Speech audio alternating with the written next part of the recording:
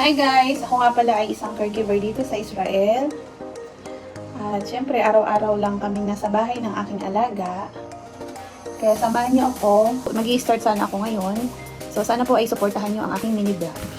So first po ay natutuwa ako dahil birthday ko naman next day. Nag-order ako nitong pre-love na bag. First time ko kasi magkaroon ng original bag dito sa Israel. Syempre, alam niyo na pagka dito ka sa Israel nagtatrabaho, medyo angat ang sweldo, mabibili mo na yung gusto mong bilihin. At the same time ay makakaipon ka talaga dito. So naisipan ko talaga na mag-order ng original na bag, kahit pre-love lang siya. Kasi parang gusto ko yung talaga magtatagal. So tingnan natin tong in-order ko.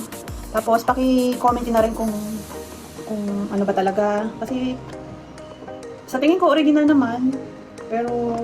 Pero meron siyang flow. Kasi kahit bago ko naman siya in-order, meron na siyang flow. Kaya sabi ko okay lang. Siguro, ganun talaga. Kasi hindi naman siya totally pricing.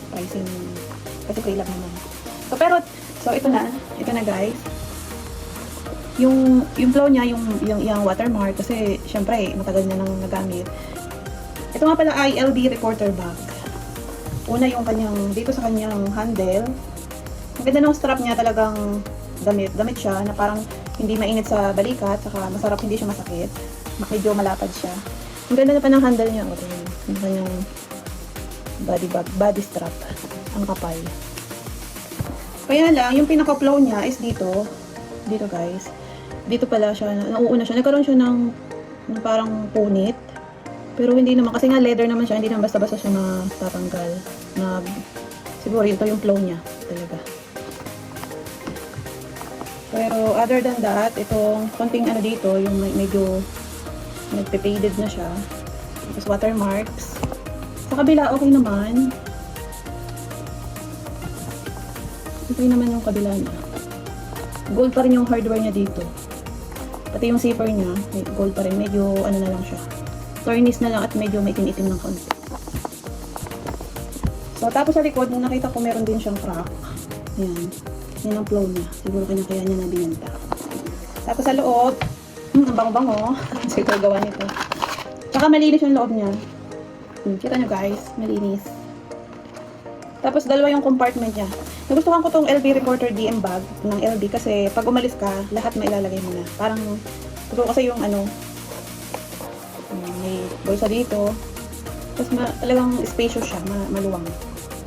Tapos dito, kung ano yung lagi mong mabilis na gusto mong kuhanin, dito mo siya nalagay, diba? Tulad ng cellphone minsan, ballpen.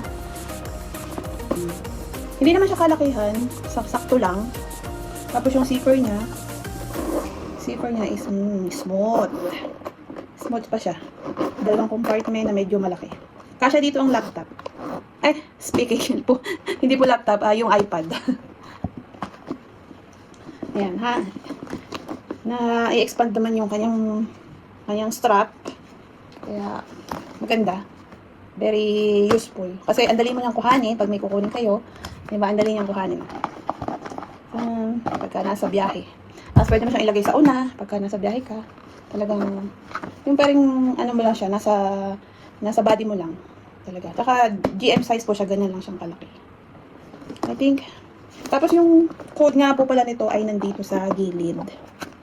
Dito siya sa gilid yung code dito. Kung nakikita mo. Kasi medyo dito siya nababasa.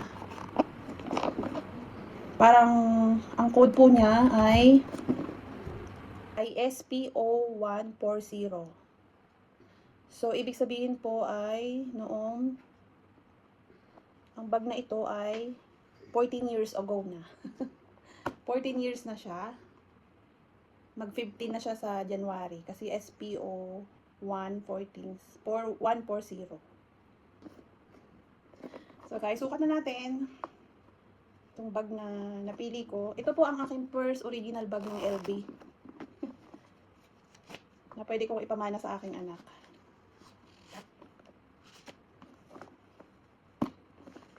Guys, sukat na natin. Diba guys? Sobrang friendly user siya. Kasi madali siya makuha yung mga gamit. Buksan mo na isang ito. Isang compartment, mabilis.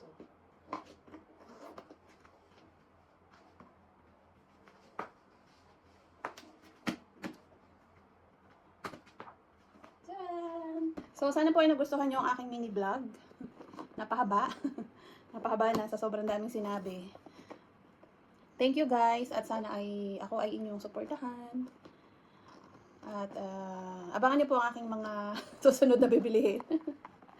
Thank you guys. Salamat ng marami. Bye.